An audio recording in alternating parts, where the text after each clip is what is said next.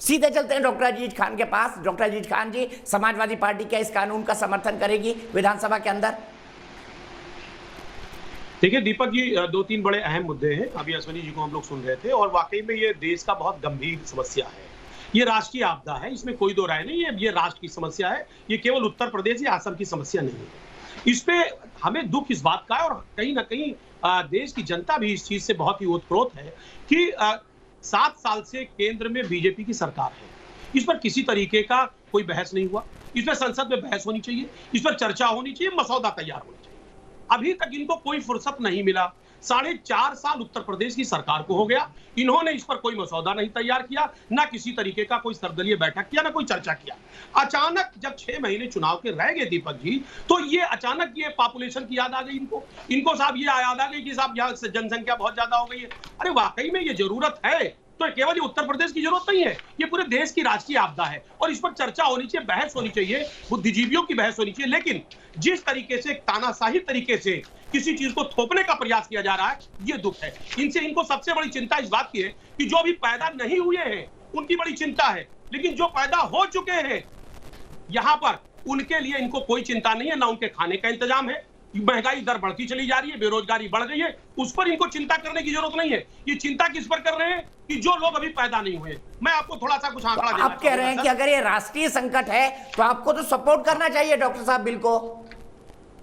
Sir मैं यही तो कह रहा था दीपक जी, हम सपोर्ट करते हैं, लेकिन दुख इस बात का है कि जब 6 महीने के पहले ये इस बात को लेकर के आते हैं, जब जनता की मांग बढ़ गई, आज महंगाई बढ़ी है, बेरोजगारी बढ़ी है, लोग परेशान है, कोरोना जैसी ये महामारी है, उसमें ये किसी तरीके का सबने देखा कोविड की दूसरी लहर में क्या हुआ, एक अनार 100 बीमार वाली हालत थी।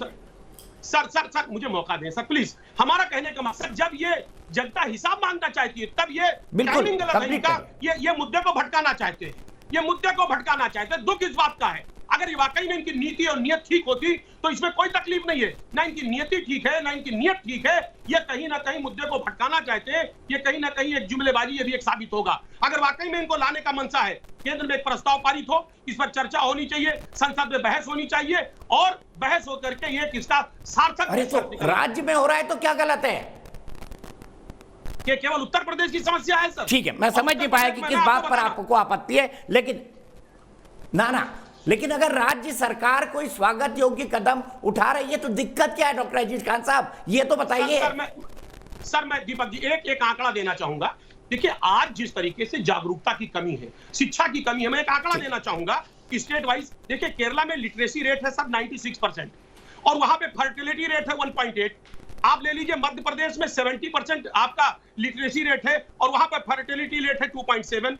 बिहार में 69% जिस तरीके से लिटरेसी रेट है वहां 3.2 फर्टिलिटी है। यूपी में 67% लिटरेसी है और फर्टिलिटी है 3। यानी जहां पर शिक्षा ज्यादा है वहां पर फर्टिलिटी कम है। इनको सोचना चाहिए कि पहले लोगों को शिक्षित करिए, जागरूक करिए। ठीक है, कानून ठीक है, मुझे आपत्ति नहीं समझ आ रही, मुझे डॉक्टर अजीज खान साहब मुझे आपत्ति नहीं समझ आ रही।